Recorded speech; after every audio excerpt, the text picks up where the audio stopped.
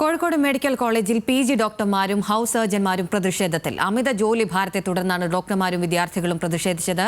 വർഷങ്ങളായി working manual പോലും ഇല്ലെന്നും ഡോക്ടർമാർ.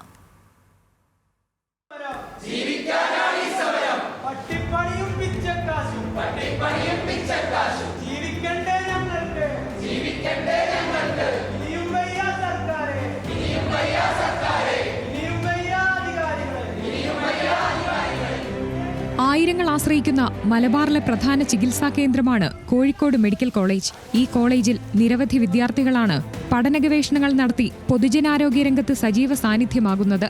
എന്നാൽ ഇവിടെ പഠിക്കുന്ന PG വിദ്യാർത്ഥികളും ഹൗസ് സർജന്മാരും അമിത ജോലിഭാരം മൂലം ദുരിതത്തിലാണ്.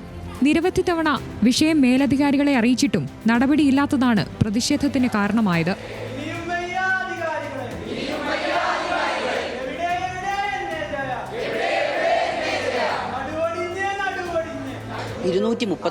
മുപ്പത്തൊമ്പതോളം ഹൗസ് സർജൻസ് ഇപ്പോൾ ജോലി കഴിഞ്ഞ് ഇറങ്ങി.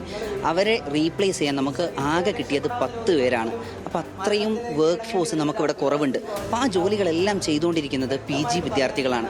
അവരെടുക്കുന്ന ജോലി എന്ന് പറയുന്നത് 24 മണിക്കൂറിനപ്പുറം 36 മണിക്കൂറും 48 മണിക്കൂറൊക്കെ കംപ്ലീറ്റ്ലി ഉറക്കമില്ലാതെ ജോലി എടുക്കുന്ന ആളുകളാണ്.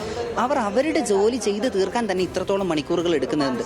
ഇതിൻ്റെ പുറമെയാണ് ഈ ഹൗസ് സർജൻസിൻ്റെ അഭാവത്തിലുള്ള ജോലി കൂടെ നമ്മൾ എടുക്കേണ്ടി വരുന്നത്. അപ്പോൾ അതുണ്ടാക്കുന്ന സ്ട്രെസ് ഭയങ്കരമാണ്.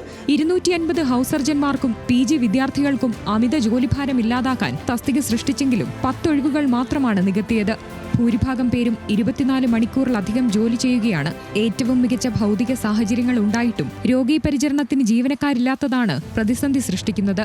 വിഷയത്തിൽ പരിഹാരമുണ്ടാവും വരെ പ്രതിഷേധ പ്ലക്കാർഡുകൾ ധരിച്ചുകൊണ്ടായിരിക്കും ഹൗസ് സർജന്മാരും രോഗികളെ ചികിത്സിക്കുക. ന്യൂസ് മലയാളം, കോഴിക്കോട്.